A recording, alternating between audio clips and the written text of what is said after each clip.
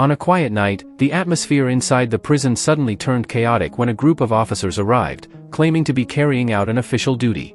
They went straight to the cell of an inmate named Frank Leone. Frank was completely shocked when his hands were suddenly cuffed without any explanation. Captain Meissner simply said that he was being transferred, without mentioning where or why. All of Frank's questions were ignored. He was only dragged out and forced into a van that immediately sped away.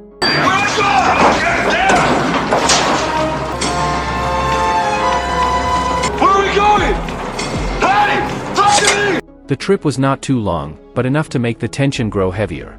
Upon arrival, Frank was greeted by blinding spotlights. Armed guards were already lined up, waiting for him. From among them appeared a man he had long known, Warden Drumgoole, the head of the maximum security Gateway prison. Welcome to Gateway, Leone. With a cold tone, Drumgoole made it clear that this transfer was no coincidence but a personal decision he had planned for a long time. Some time before that night, Frank's life had actually been much calmer. He was seen sitting in his workshop, wiping dust from a framed photograph showing him and an old man on a football field. His faint smile hinted that it was a cherished memory. Shortly after, Melissa, his girlfriend, arrived pretending her car had broken down. They joked around, playfully acted out a scene, and ended it with a gentle laugh and a warm kiss. Later, Frank was seen on a snowy field, coaching children in football. From afar, Melissa watched him attentively. When the ball was thrown, Frank skillfully dodged the children's tackles and passed perfectly, allowing one of them to score. Practice ended, and Frank walked toward Melissa, who waited for him under a tree. Frank then walked back inside the prison, greeted warmly by several guards who asked about the recent sports match. After passing inspection and changing uniforms, he went to the cafeteria. Some inmates looked at him coldly, but Frank remained calm as if it were just another routine day. What'd you bring me? Hey, here you go kill yourself.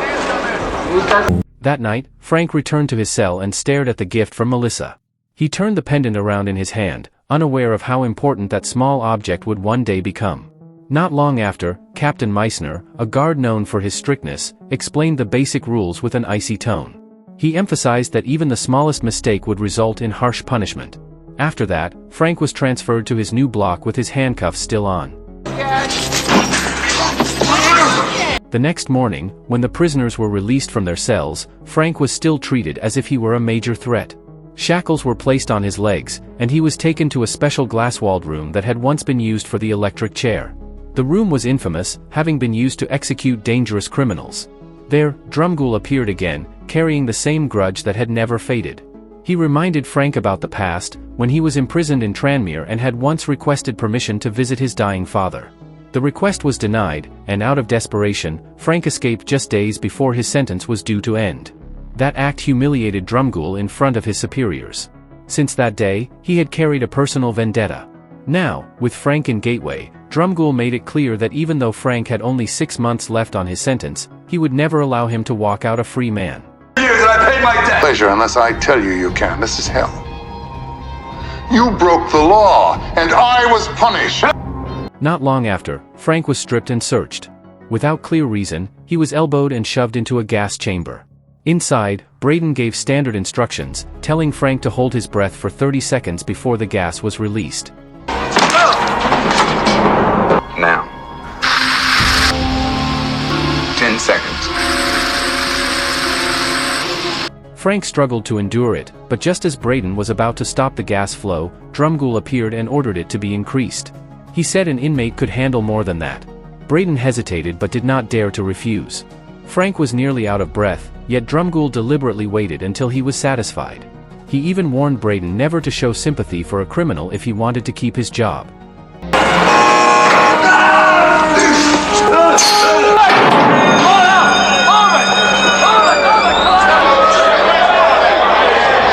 That same day, Frank entered the prison yard for the first time with other inmates.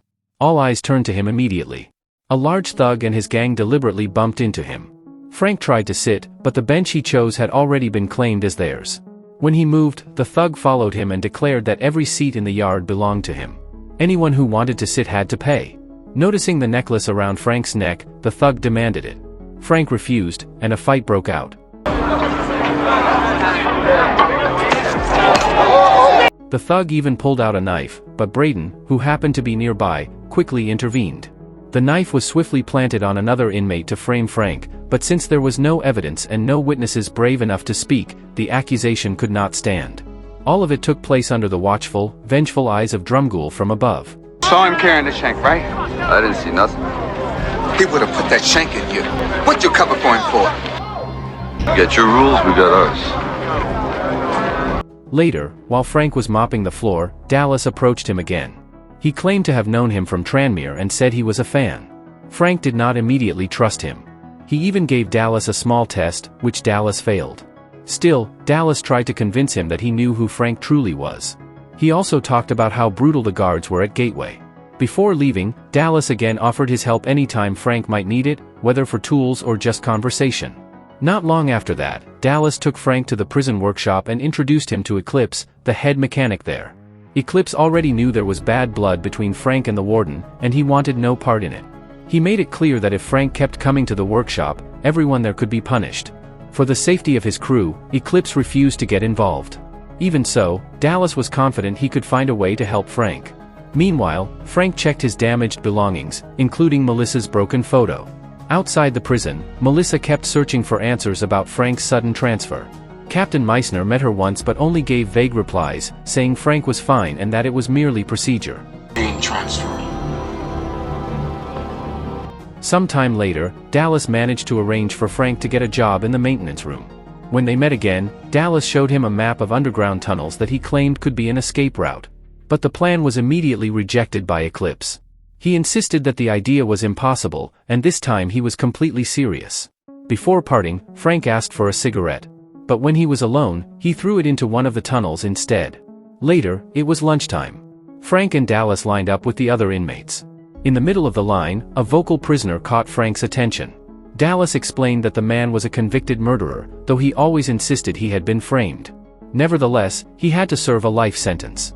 With trays of food in hand, Frank and Dallas sat at a table where a stubborn young man was arguing with a large inmate. The tension was rising, but Frank quickly offered part of his food to the big man. With that simple gesture, the tension eased. The young man still tried to act tough, but not for long. Frank, who stayed calm, sensed something was off. He subtly signaled his tablemates to stay alert. Sure enough, one of Chink's men, from the most dangerous gang in the prison, suddenly attacked another inmate with a sharp slash.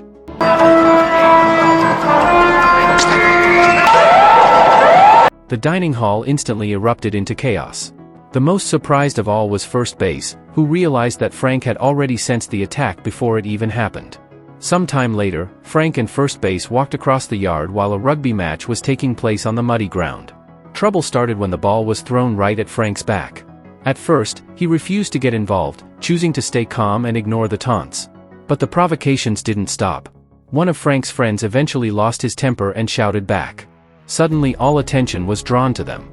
To defuse the situation, Frank finally decided to join the game. But the moment he stepped onto the field, the match turned into a brawl. Frank became an easy target, even getting kicked while already on the ground. The game restarted, but it was obvious that the goal was no longer about points, it was about breaking Frank down. The situation grew tense enough that the guards and Captain Meissner had to step in to monitor it closely. Seeing the game used as a tool to intimidate Frank, Eclipse finally stepped onto the field as well. Though he had initially refused to take sides, this time he decided to stand with Frank. With his massive frame, Eclipse plowed through opponents effortlessly, ignoring every tackle. The final play began. Frank broke through the crowd, dodged several players, and though he was taken down, he managed to toss the ball toward Eclipse. With all his strength, Eclipse smashed through the defense and ended the game with a perfect victory. But the trouble didn't end there. After the whistle blew, the same provocator who had been targeting Frank wasn't done yet. He rammed Frank like a bull, knocking him to the ground, then grabbed the necklace from around his neck. With a cold tone, he warned Frank never to hide anything from him again. Eclipse tried to help Frank up, but a guard quickly reprimanded him. In that prison, showing support for Frank was the same as asking for trouble, since almost all the guards followed Warden Drumgool's orders.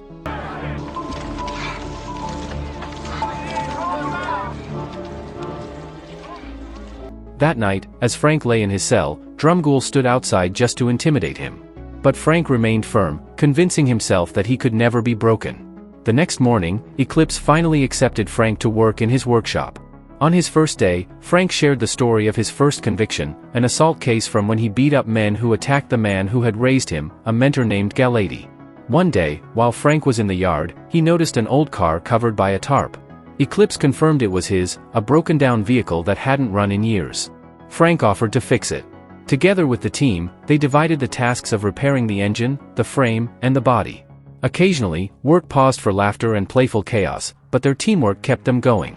Eventually, the car roared back to life with a thunderous sound.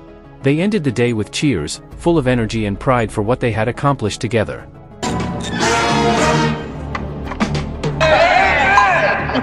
That night, while most of the inmates were asleep, First Base finally opened up to Frank. He confessed that his girlfriend had stopped sending him letters, leaving him broken even though he tried to hide the pain. He realized that he would never get out of prison. He also revealed that he had never learned to drive in his entire life, something that frustrated him even more. The confession stayed in Frank's mind. He decided to place First Base in the driver's seat and helped push the car, giving him a simple experience like learning to drive. But that was not enough. First Base wanted to feel what it was like for real and begged to be allowed to start the engine. Frank knew the risk was huge, but the young man kept insisting until he finally agreed. Once the engine roared to life, his true intention was revealed. He ignored Frank's orders and began driving wildly. The vehicle crashed through the wall, broke out of the workshop, and sped recklessly across the yard, nearly hitting several inmates.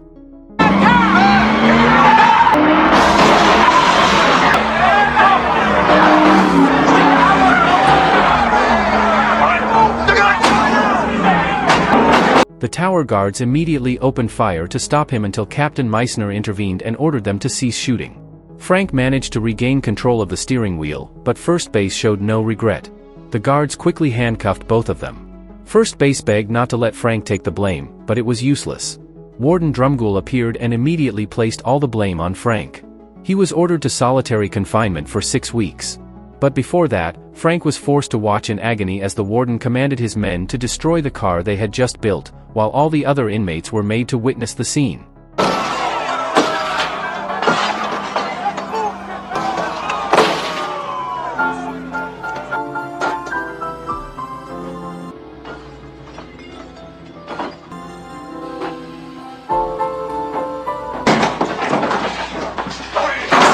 Outside the prison, Melissa was still searching for answers, unaware that her letters never reached Frank's hands.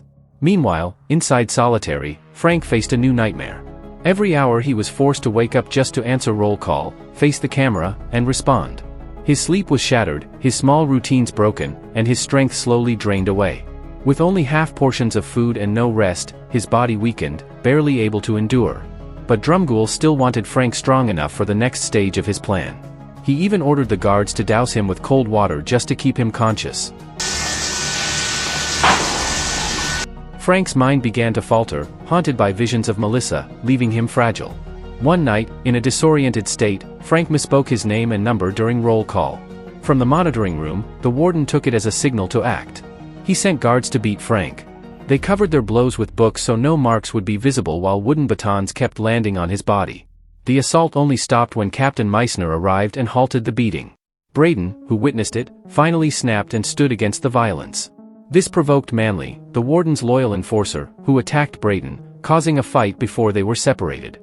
The captain ordered everyone out, pulled Frank from solitary, and returned him to his regular cell with a stern warning that if he disobeyed again, he would continue to be targeted. Braden was later assigned to escort Frank back to his unit. When the cuffs were removed, Braden told Frank to check his bed. There, Frank found a stack of letters from Melissa that had been kept from him all this time. He treasured them as if they were gold. But when he returned to the workshop, the mood was somber. The car they once proudly built was now just a heap of scrap metal.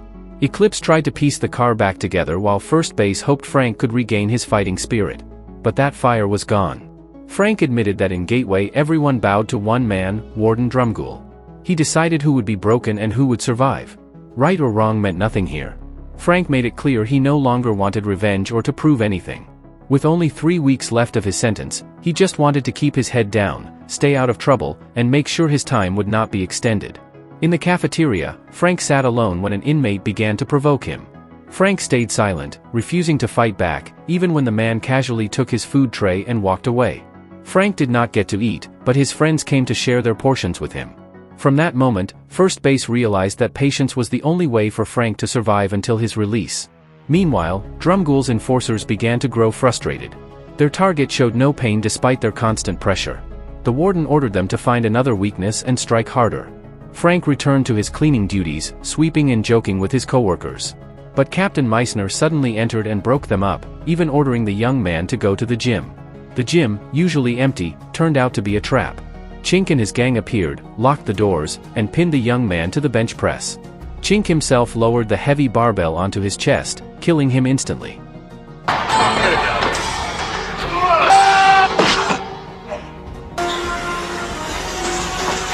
The news spread quickly.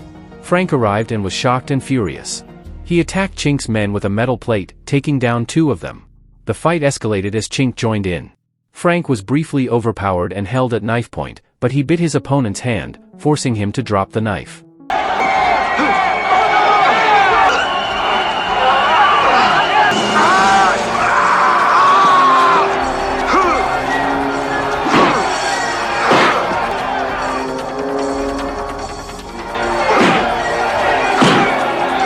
Blow after blow landed until Chink was completely beaten. Frank dragged him to the bench press, nearly giving him the same fate as his victim. Above, Drumgool watched, waiting for Frank to kill so he could extend his sentence. But Frank stopped, put the barbell down, and only took Chink's necklace before walking away. Before he could leave, a mysterious inmate suddenly stabbed him. Frank lost consciousness and woke up in the infirmary, his body covered in wounds. Dallas came to help, giving him medical supplies and comforting him so Frank would not bear the guilt of the young man's death alone. A few days later, Drumgool granted special permission for Melissa to visit. But the meeting felt more like mockery, short and heavily supervised. That night, a prisoner in a wheelchair approached Frank, claiming to know him and saying he would soon be free with a high-paying job. But that job was to harm Melissa. Hearing that, Frank was enraged. The man stood up from his wheelchair and left, leaving Frank furious, smashing everything in the room. This bitch, I get an extra 100 every time she screams. With no other choice, Frank turned to Dallas for help. Though hesitant at first, Dallas finally agreed to assist in his escape plan. That night they carried out the plan, luring the clinic guard inside and knocking him out before sneaking into the underground tunnels. Frank trusted his route, but Dallas insisted on taking another path. Unfortunately, it was a trap. Guards were waiting and captured them. Frank glared at Dallas, realizing he had been betrayed. Dallas tried to explain that he had been tempted by an offer to reduce his 30-year sentence. But Drumgool still treated him as a scapegoat, handing him over to Manley for punishment. Frank was dragged to the steam pipe chamber where guards tried to force his head into the boiling vents. Frank fought back, throwing one guard into the steam until his face burned, then beating the others in a rage.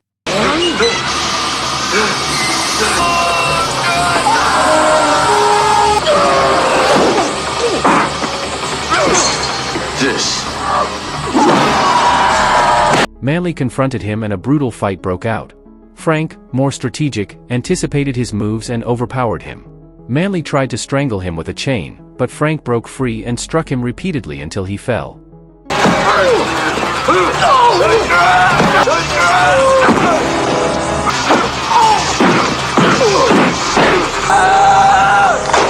Amid the chaos, Dallas appeared, drenched and full of remorse, wanting to redeem himself. When Manley attacked again, Dallas made a desperate decision. He cut the power cable and threw himself and Manley into the puddle, electrocuting them both to death. It was his sacrifice to atone for his betrayal. You okay, Frank? Put it down, Dallas. God, put it down. Put it down! Dallas, no!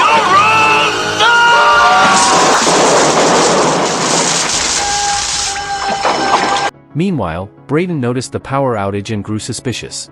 The prison was locked down, dogs were released, and a massive search began. Meissner confronted Drumgool, puzzled as to why a prisoner with only 3 weeks left would risk escaping. Drumgool refused to involve outside authorities. But in truth, Frank had not fled far. He had slipped into Drumgool's office. With a pistol in hand, Frank dragged the warden to the execution chamber and tied him to the electric chair. Meissner and the guards surrounded the room. Drumgoole panicked, begged for mercy, and even confessed all his wrongdoings toward Frank. But when Frank pulled the lever, nothing happened, as the fuse had been removed. Drumgoole was relieved for a moment, but Meissner had seen everything. For the first time, the warden's corruption was exposed. Drumgoole was finally arrested, while Frank was placed in protective custody awaiting investigation. Everything that he said was true. 3 weeks later, Drumgoole was fired and harshly punished for abusing his power, while Frank's freedom day arrived. All inmates lined up and the officers stood at attention. Frank walked out with a peaceful smile, then ran to embrace Melissa. They held each other tightly, closing the long and painful chapter behind bars with a heartfelt kiss. If you enjoyed this video, don't be shy, hit the like button, and if you disliked it, hit the dislike button twice just to be sure. You should watch the full movie. Thank you very much for watching.